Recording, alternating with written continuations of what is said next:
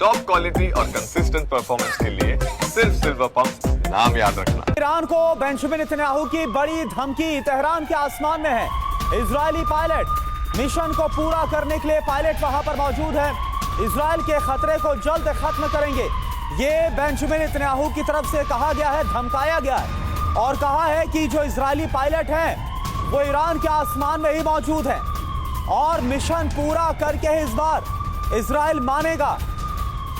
आपको बता दें कि इजरायल की पूरी कोशिश और इजरायल की तरफ से कहा गया है कि जो परमाणु कार्यक्रम है उसको हम ध्वस्त करके रहेंगे और साथ साथ आयतुल्लाह अली खामनेई की हत्या का ऑर्डर भी बेंजामिन नेतन्याहू दे चुके हैं। तो इजरायल ने ईरान के किन किन ठिकानों पर हमला किया और इजरायल के हमलों का क्या असर हुआ, यह आपको बताते हैं। दरअसल इजरायल का प्रहार ईरान में कैसे हाहाकार मचा। ईरान की मिसाइल लॉन्चर साइट पर हमला किया गया। आईडीएफ ने वेपन साइट को टारगेट पर लिया। रेडार और लॉन्चर्स पर हमले हुए हैं, हवाई हमले। कहां कहां पर हमले हुए? एयर डिफेंस सिस्टम, रेडार, सैन्य बेस, ऑयल रिफाइनरी। और इस हमले का असर क्या हुआ यह भी आप जानिए। ईरान के कई बड़े कमांडर्स ढेर हो गए, सेना के महत्वपूर्ण ठिकाने तबाह हो गए, बिजली और ईंधन सप्लाई बाधित हो गई है। और देखिए हमारे साथ इस पर और ज्यादा बातचीत करने के लिए major general Sanjay Soi sir as a defence expert हमारे साथ जुड़े हुए हैं। Good morning sir. और मेरा सवाल तो आपसे यह है सर कि जो हालात है चौथे दिन हम देख रहे हैं कि इजराइल की तरफ से कह दिया गया एक तरफ कि आयतुल्लाह अली खामनेई की हत्या करके मानेंगे और मिशन जो है इजराइल का जब तक वो पूरा होगा नहीं तब तक ये हमले जारी रहेंगे। क्या हालात आपको समझ में आ रहे हैं? ये देखिए, इस समय में जैसा कोरोना आप बता रहे तो अभी आपने 50 खबरों में दिखाया बहुत अच्छी तरह से कि किस प्रकार हालात बद से बदतर होते जा रहे हैं। और इस समय में दो बातें जो निकल के आती हैं वो ये है कि इजराइल के हमले और ज्यादा तेज होते जा रहे हैं। दूसरी बात यह है कि ईरान भी हमले कर रहा है। इतने हमले तेज होने के बाद अभी भी ईरान मिसाइल्स के द्वारा, जो बैलिस्टिक मिसाइल्स हैं, हाइपरसोनिक मिसाइल्स हैं, उनके द्वारा इजराइल के ऊपर लगातार हमले कर रहा है। यानी कि दोनों तरफ से हमले जारी हैं।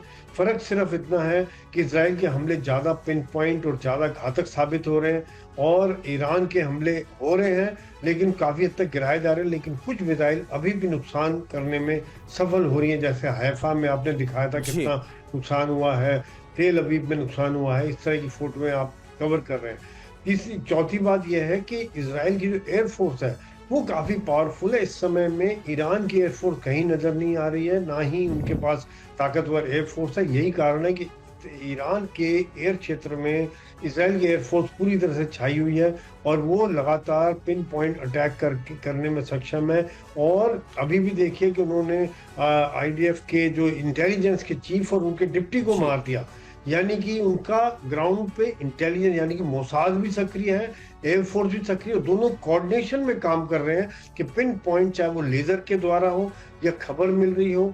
इतना खबर लेना खास तौर से ऐसे सीनियर ऑफिसर्स के बारे में इतना आसान नहीं होता है। इसका मतलब काफ़ी डीप पेनिट्रेशन उन्होंने की हुई है। उनके लोग जमीन पर भी मौजूद हैं जो उनको पल पल के ऐसे कमांडरों की खबर दे रहे हैं। अगली बात यह कि अभी इस समय में इजराइल जो है उनकी लड़ने की क्षमता को खत्म करने की कोशिश कर रहे हैं। उनकी, जैसे आपने अभी बताया, बिल्कुल ठीक बात है कि missile site, radar site, air defence sites और उनकी मिलिट्री बेसिस पर हमला कर रहे हैं ताकि जो इजराइल लगातार, ईरान जो लगातार हमले कर रहा है। संजय सोई सर, ये बात एकदम समझ में आ रही है कि बहुत वक्त से धमकियां इजराइल दे रहा था लेकिन धमकियों के साथ साथ पूरी तैयारी की गई और अब प्रिसाइज हमलों को अंजाम दिया जाए।